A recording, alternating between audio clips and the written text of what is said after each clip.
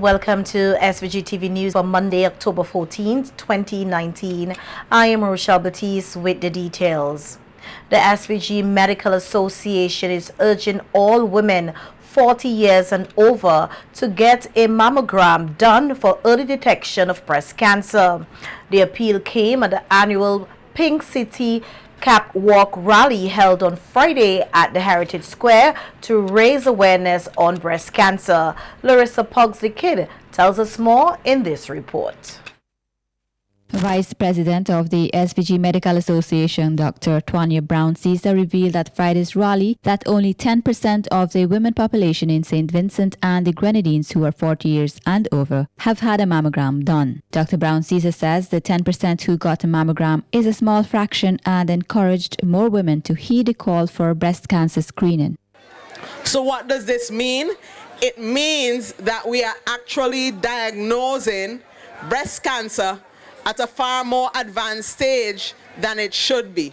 The aim is that you should be diagnosing breast cancer before it becomes obvious clinically, where you have a big mass in your breast, or you notice skin changing or redness over your breast, which are some of the common symptoms that you will have for breast cancer. Dr. Brown-Caesar, however, noted that approximately 1,000 women have had their mammograms done for the past year, which is an improvement over previous years, and this can be attributed to the many awareness programs in SVG and region-wide.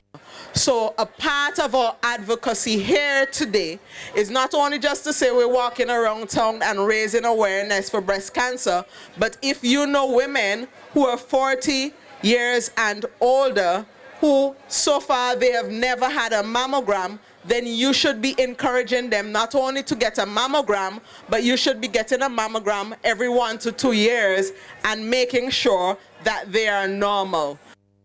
The risk factors for breast cancer, she said, vary from person to person. Persons who don't have kids, persons who have their period early, persons who stop having the period late, persons who don't breastfeed, some persons who are on hormonal therapy for different reasons, and very importantly, persons who have a family history of breast cancer as well. So these are some of the things that put you at a higher chance of developing breast cancer than the average person. Men have also been encouraged to have a mammogram done, as they are also at risk for breast cancer. At Friday's rally, a moment's silence was observed for those who passed away due to breast cancer and other forms of cancers. The Pink Cap City Walk and Rally was supported by a number of organizations, including La Gracia Dance Group. Support the cause! The Kingston Girl Guides Company, which was also represented, donated 1,000 EC dollars to the SVG Medical Association to assist with medical expenses for persons diagnosed with breast cancer. Reporting for SVG-TV News, Larissa Pugsley-Kidd. In news from Parliament now, Opposition Leader Dr. Godwin Friday has accused the government of failing to abide by the constitutional provision to bring special warrants to Parliament as the law mandates. Debating the 2019 supplementary estimates in Parliament last Thursday, Dr. Friday said the government dating back to 2014 has spent through special warrants over $123 million at an average of $20 million a year without coming to the Parliament for approval. The opposition leader accused the government of using the provisions of the special warrant as a convenience and highlighted the laws covering this area. Subject to subsection 2, that has to do with the contingencies fund. When in a financial year it appears to the minister that an expenditure for a service not foreseen and not provided for, or not sufficiently provided for, is required for the public good, and the circumstances are such that the expenditure cannot, in the opinion of the minister, be postponed without injury to the public good, and an appropriation act for the financial year has come into force, the minister may, in anticipation of approval of the expenditure in the Supplementary Appropriation Act, issue a special warrant under his hand, authorizing the expenditure to be made out of the consolidated fund. Speaker, this suggests It's something, it's unforeseen, and it's urgent, because if you don't do it, then there would be injury to the public good. That's what a special warrant is supposed to be. The opposition leader also accused the government of abusing the provisions by paying for items which he said were not urgent or for the public good. He had to pay $30,000 approved by special warrant for the purpose of providing additional funds to settle arrears to St. Vincent Electricity Service for the year 2009 on behalf of the family court. Where is the urgency? Where is the unforeseen nature of this? That is abusing the special warrant requirements of the legislation. And it's because, Mr. Speaker, there was never the intention of bringing it properly to account.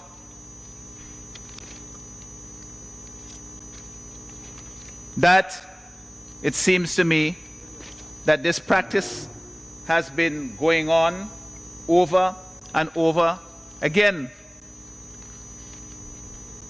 And it didn't stop in 2014, Mr. Speaker. The opposition leader further accused the government of breaking the law relating to the special warrant spending limit. $6.1 million. That exceeds the $25 million that the minister said is the limit by resolution. They have tried to conceal it by splitting it into two separate supplementary estimates. One for $19.061 million, and the other one, which is not even referenced in the summary, for $7.099 million. Then in 2017, it got even worse. $28.5 million, and again in two estimates. In two cases here, Mr. Speaker, we have a clear violation of the law that was passed by this Honorable House. The resolution that was passed by this Honorable House was exceeded in two instances. How can we, Mr. Speaker, say that this government is behaving in a lawful manner when it deals with the people's money? Minister of Finance and Economic Planning Camilo Gonzalez told Parliament that at various times special warrants had to be issued in the fields of health and agriculture, which were for the public good, noting that though unexpected, they were necessary. The minister used the example of the outbreak of the chikungunya virus to illustrate his point. Outbreaks of, for example, chikungunya and Zika.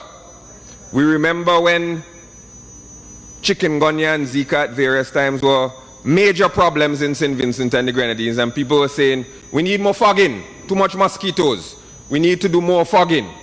And there from time to time, when vector control received significant monies above and beyond what they would ordinarily get. For example, there's a $52,000 for chikungunya in 2014, special warrant.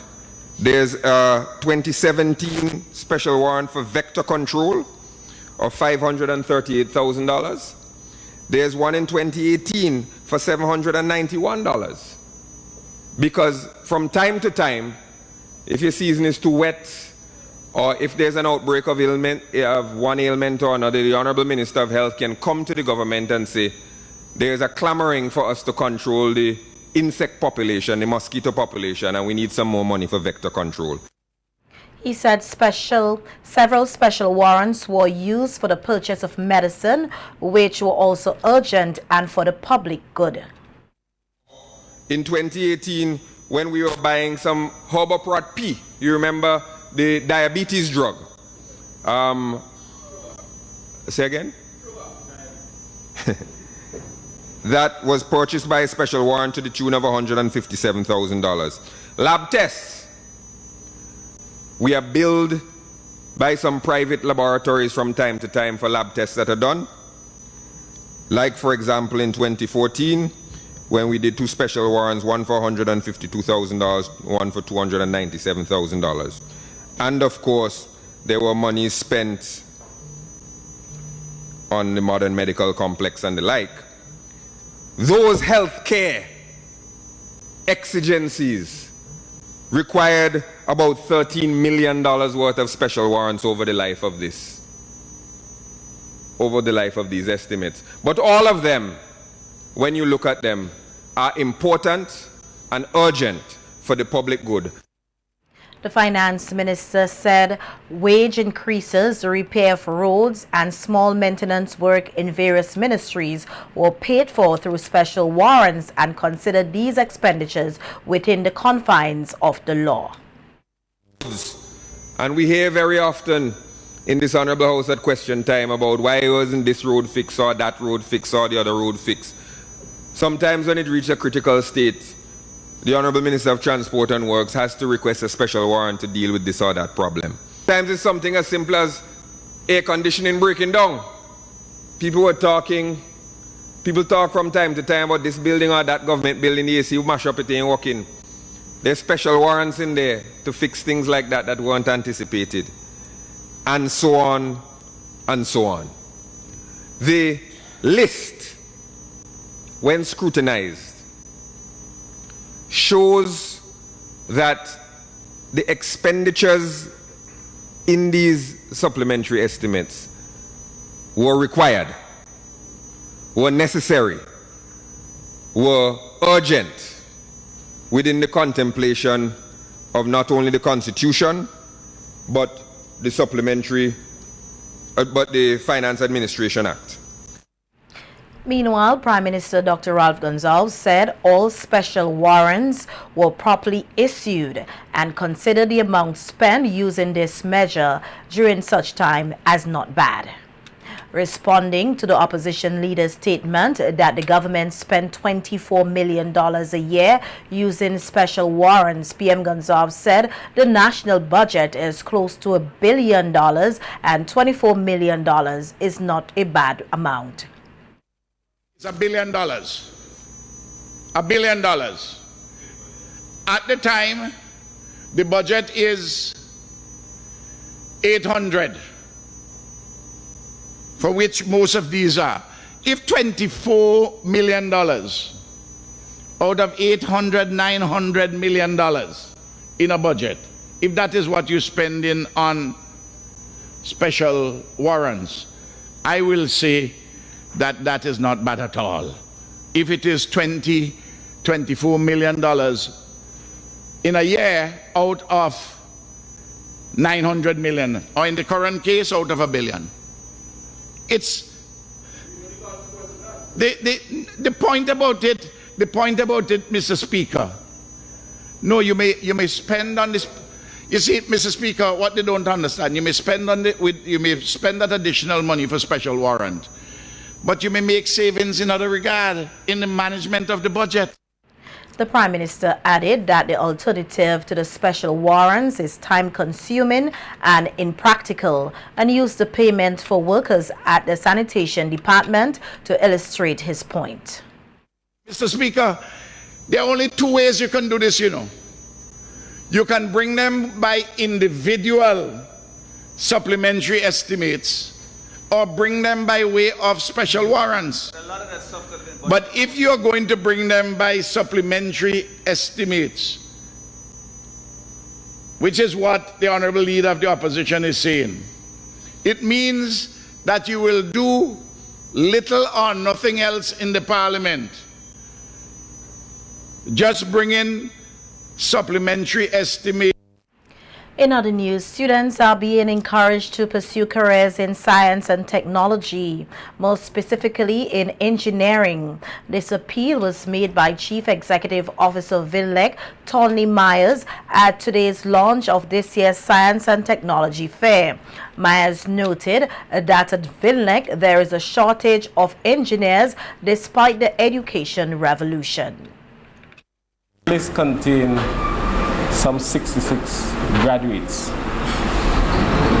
and on that list of 66 graduates, there was one mechanical engineer, one graduate in electronics and physics, and I ponder, where is our investment in education going? Where is it going? VINLEC as an institution is woefully short of engineers. Woefully short of engineers. But for the last 15 years, we've been investing in science and technology fair. We've been seeking to get persons interested in science. And I wonder, are we doing enough as a company? Are we doing enough as a society? Are we doing enough as teachers to encourage the teaching and learning the science subjects? The National Science and Technology Fair is open to all primary, secondary and tertiary level educational institutions and the general public. Over 15,000 EC dollars in prizes will be awarded at the conclusion of the competition in 10 different categories. Chief Executive Officer in the Ministry of Education, Elizabeth Walker, agreed with the VINLEC CEO that there is a need for more engineers in the country, which is what the Science and Technology Fair seeks to accomplish. Designed to stimulate interest in science, technology, engineering, and mathematics within our schools and the wider society.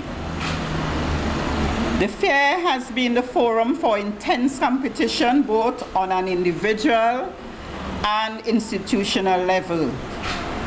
And for many of our scientists, it has been their first platform to showcase their creativity, inventiveness, and innovations. And I endorse the previous speaker as I hear the cries and concerns not only of VINLEC, but nationally. More needs to be done to ensure that we prepare students for the world of work. Education Officer for Science, Juanita Hunt King, said they have made drastic changes to improve the fair this year. Given early notice of the fair and its theme. 2, we've distributed a science fair handbook which contains details such as explanations of each category, guidelines and safety rules for entry. We've included in the handbook tips on how to plan an internal science fair, how to choose a project, and how to present projects on Judging Day. We've made the judging criteria available and encouraged each school to host an internal science fair, select potential projects, and aid students in boosting their projects before entry to the nationals. The Science and Technology Fair will run from November 11th to the 15th and will be held under the theme, Turning Problems into Opportunities Using Scientific Strategies. An organization which goes by the name The Voice of the Disabled continues to lobby for equality and respect for the differently abled in society.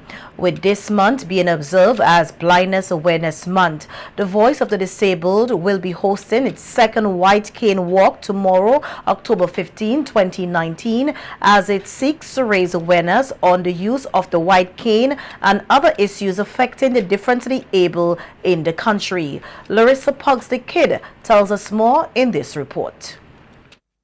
The disabled organization says its members have had enough and it is time that society stop sidelining them and give them the respect they deserve, as they are no different than able-bodied persons. These views were expressed at a meeting hosted by the organization held over the weekend in preparation for activities to observe Blindness Awareness Month. One of its outspoken members is Daniel Chambers, who works at the Society for the Blind. As a visually impaired person, he has had his share of being treated differently. Of Kingston, we're still here hear people saying, oh, you know, blind, he's blind or he can't see.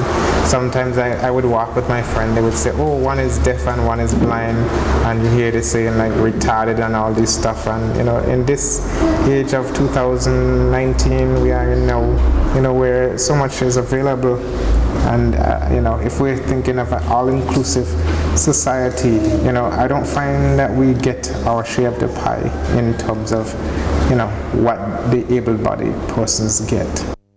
Chambers said he would like inclusivity for all persons with a disability. Like you have classes like for the abled community and like persons who are not attending school, like adult literacy classes. I would like to see something like that done for us so we can be also, you know, on the job market, that sort of stuff, so where we can, you know, be out working for our own dollar and not have to be dependent. I would like to see more independency in terms of like that. In SVG, the white cane is not often used by persons who are visually impaired, and tomorrow being observed as a White Cane Walk worldwide, the Voice of the Disabled organization will join the celebrations with the hosting of an awareness march and rally in capital Kingstown. Its president, Cheryl Adams, is calling on all Vincentians to support them in this cause. Independence among the blind community, so is to promote our independence and our achievements and how we can give back to the community in a sighted world. You know, there are people out there who think that blind people cannot do anything. So this is part of the White Cane March. I would like to try one of these days, maybe to try an experiment, to put out the white cane and see if persons know what the white cane represents, because that's the reason for this march, that, you know, you highlight the awareness of the white cane, what it is used for. It's not just a piece of stick that you have in your hand. It's a cane. It tells you if there's a parked vehicle there, so you can know, you know, not to run into it and damage it. Depending on the speed that you walk, you know, you can know that it's there. The Voice of the Disabled is also celebrating this month 3 years since its establishment. Adams said over the 3 years they have made advances for their 35 members who are differently abled. The organization also have a building under construction at Sanssouci. Reporting for SVG-TV News, Larissa Pugsley-Kidd. A 4-day training workshop on combating illegal trade in endangered wildlife species from the Caribbean commenced here today. The main purpose of the training, hosted by the Forestry Department in collaboration with Fauna Flora International, is to strengthen capacity to conserve biodiversity in SVG and in particular combat the rising illegal trade in endangered reptiles from the Caribbean. Wildlife trade refers to the commerce of products that are derived from non-domesticated animals or plants, usually extracted from their natural environment or raised under controlled conditions. The training forms part of a regional initiative targeting law enforcement officials in Barbados, St. Lucia, and St. Vincent and the Grenadines to address illegal wildlife trade, including through applying the International Convention on the Illegal Trade in Endangered Species of Wild Fauna and Flora. Speaking at the workshop's opening ceremony today at the Methodist Church Hall, Senior Forestry Officer Cornelius Richards spoke about the Cuban tree frog found in the Camden Park area, noting that he believed they entered through the port. He said that authorities are not only being challenged to control the population of this species of frog, but are challenged to ensure that other species do not enter similarly in this small space. Using the scenario of sending the SVG parrot to reproduce in Germany 7 years ago to enhance the local stock, Richards explained how hard it was to get back the species because of multiple protocols. The intention is to have progeny, offspring from these birds, brought back to St. Vincent to enrich the local population here that is being bred at the gardens. As one of my many hats, I'm coordinating the return of 3 of these birds on the 21st of this month. I tell you why I said this. The level of logistics that is involved in moving species back to St. Vincent is phenomenal. The question of veterinary protocol, the question of customs protocol, the question of transboundary movement of the species, getting them from Berlin to Spain, to Dominican Republic, to Tortola, to St. Vincent, involve a multiplicity of agencies, a multiplicity of procedures, a multiplicity of protocol. When these birds are finally back in St. Vincent, a lot of persons would not, unless we say, would not appreciate what it took to get these birds back in terms of protocol. All that is said for us to recognize the fact that transboundary movement and sound transboundary protocol is important where species are concerned. Richard said that the trade of wildlife species is being abused globally, and it is also a problem here in SVG. In fact, there are collectors around the world in their mansions and their big haciendas that collect animals and plants like persons would collect Picassos. Wildlife and the trade of wildlife is tantamount to the cartels who traffic cocaine and opium globally. It is not a simple matter. It is significant. Persons are losing their lives around the world for wildlife trade. I just returned from CITES in Geneva, my permanent secretary and I, and you would be amazed to know the extent to which wildlife species are abused globally. The continent of Africa, Anglophone Africa, Francophone Africa, Asia, South America, you name it. Our species are being abused through trade. We have not been spared in St. Vincent. We have had reason to investigate in the past our St. Vincent parrot being smuggled out of St. Vincent as eggs, being sold by Vincentian as eggs, transshipped through many parts of the Caribbean into Europe. The 4-day training also involved the implementation of the International Convention on the Illegal Trade in Endangered Species of Wild Fauna and Flora, to which SVG is a signatory. Participants will be provided with information on local and regional laws that pertain to wildlife trade, as well as provide useful resources to carry out their work. A strong agriculture sector is a powerful engine for economic growth and food security.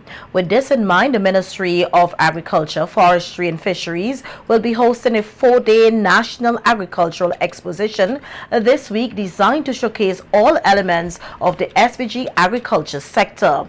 The expo, which will take place at the decommissioned E.T. Joshua Airport site at Addersville, will complement other national activities for renewal 40, marking SVG's 40th anniversary of independence.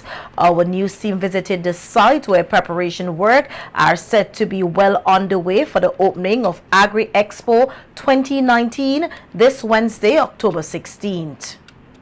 Agri Expo 2019 will serve as a platform or a meeting point for all involved in the agriculture sector and to showcase opportunities within the sector. The organizers say the expo will provide a unique opportunity for interaction between private and public sectors in an effort to empower and upskill emerging Vincentian farmers. The 4-day exposition will be held at the decommissioned E.T. Joshua Airport at Addersville, and work is underway for the official ceremony this Wednesday, October the 16th. Several unique structures and enclosures have already been erected at the site. Varieties of trees have also been planted along the perimeter to create a tropical scenery. On the inside, several painted booths were under construction to provide the exhibitors the needed space and ambience to showcase their products and services. Forestry Supervisor Cornelius Richards said the expo will give the public the opportunity to see much of the advances made in the agriculture sector. So without proper food, proper water, clean water, you cannot be a productive society. And we want to showcase to you that a lot has happened over the years, a lot continues to happen, and we intend to do so much more. This exposition is not about produce per se, but about the sector, the services, the intercollaboration, the agencies that work along with us, you the farmers, the cooperatives, our producers, our local farm implements, our machinery, coping with climate change, our rainwater harvesting technology, our seafood industry, our fisheries, etc. We want to showcase this to you. So please don't stay at home. Come out to the E.T. Joshua. Parking is not a problem. Entrance is free. So you attend the show, the expo for as long as you want. It's free. Just said agriculture is key in maintaining food security and considered the expo as one way to encourage effective methods for food production in SVG. The idea is to give you an opportunity to show what you have and how you can continue to build the sector to make it really meaningful for us as Vincentia. If you don't eat right, you cannot produce.